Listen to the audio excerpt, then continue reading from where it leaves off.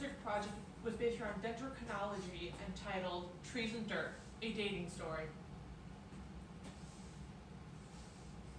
In this research project, we used dendrochronology and tree coring to date dead trees in Northwoods. And the reason this is important is because in mass wasting events very often carry trees, and if we're able to date these trees, we can figure out when and how often these type of events occur.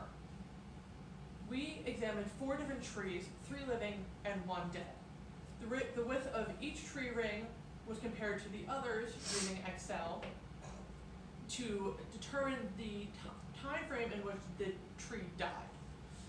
We narrowed this down to a 3-year span between 12.5 and 15.5 years ago.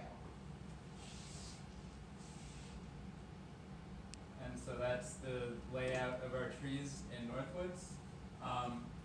And so since they're so close together spatially, we figured that they should have more or less the same profile of ring widths, since they all encountered basically the same seasonal differences in climate and precipitation, and and so we used the genus oak as our tree species because that is what a lot of other dendrological studies use.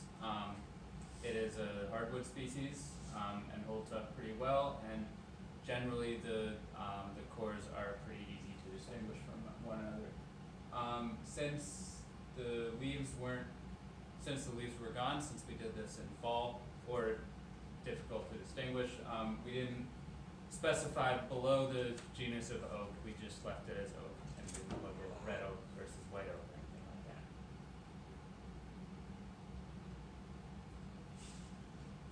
The methods. So we did not identify the subspecies of oak because late fall there's no leaves, so it would have been hard to.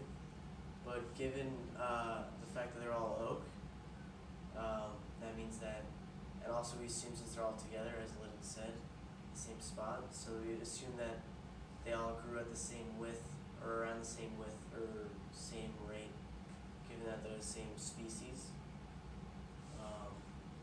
So pretty much to core each tree, we took the borer, which is the swirly end of the tool, and you had to line it up at a straight line at a right angle to the tree, and make sure it didn't move at all while you bored it in. So you wouldn't want to pass the same ring twice. So you want to get as straight as possible, and then it was very hard to pull. It was very tough. Also, we wanted to make sure that no tree had any signs of rotting or any obstruction near it, so we would get clear data. And then we had an increment board. We also used this manual that gave us instructions as well. Very good manual. Very good.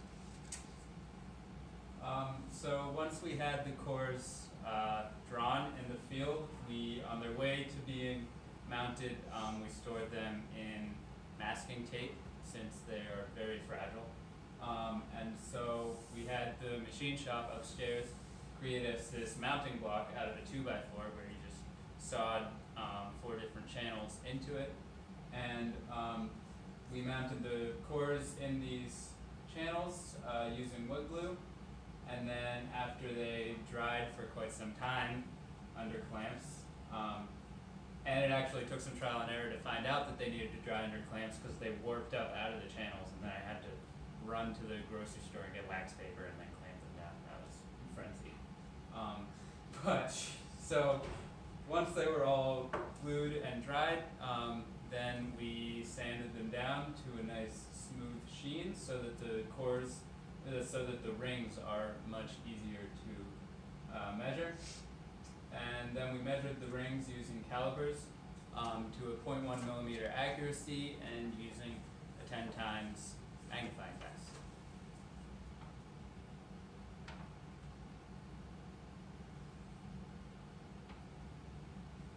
So the way we performed our analysis was by using Excel. We put each of the trees in by tree and then down by number of rings in width.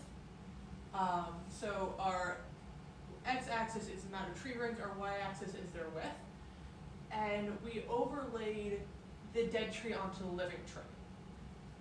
And we shifted them, trying to estimate where they best matched in terms of pattern. So we did that for each of the 4 trees, because again, they're so close together in terms of spacing, we assumed that they would have a pretty tight pattern to one another. Also should be noted that each couplet of years, each kind of bump is 1 year.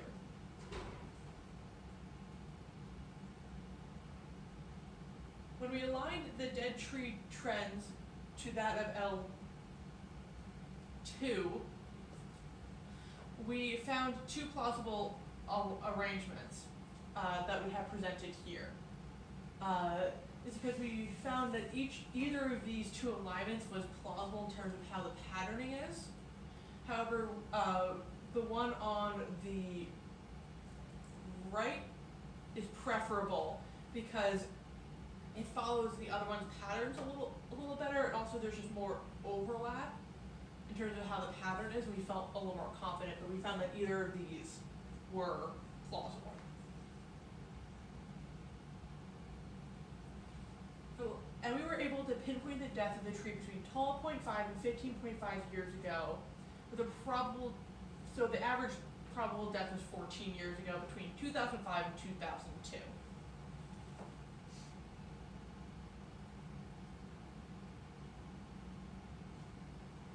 So, since, as Luke was saying during the methods part, you need to insert the bit of the core directly into the tree so that you get the pith and you don't basically see the curve of the tree in your core, so you just go straight through and hit each core each time.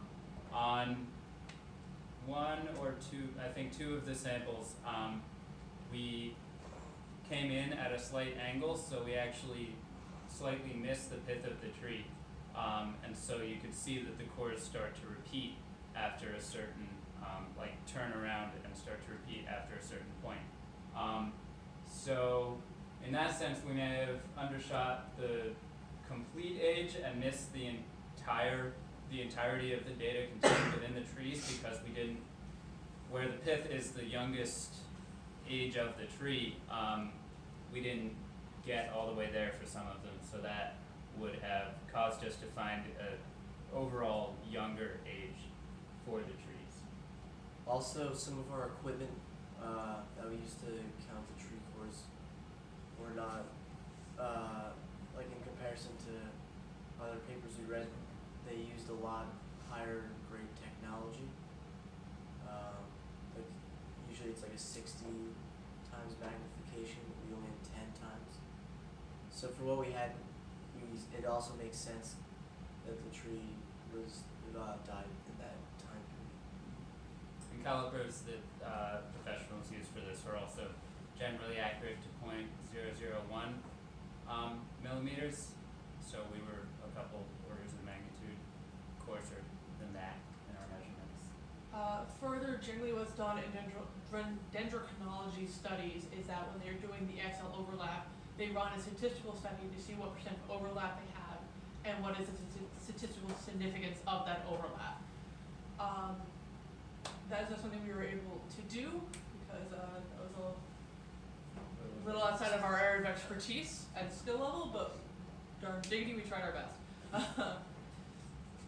But overall, we were pretty happy with the range that we got. We were surprised that we got it down to such a small range, and yeah, pretty darn happy. Yeah, those are citations. Enjoy India, Kyle. Bye, Kyle. Bye.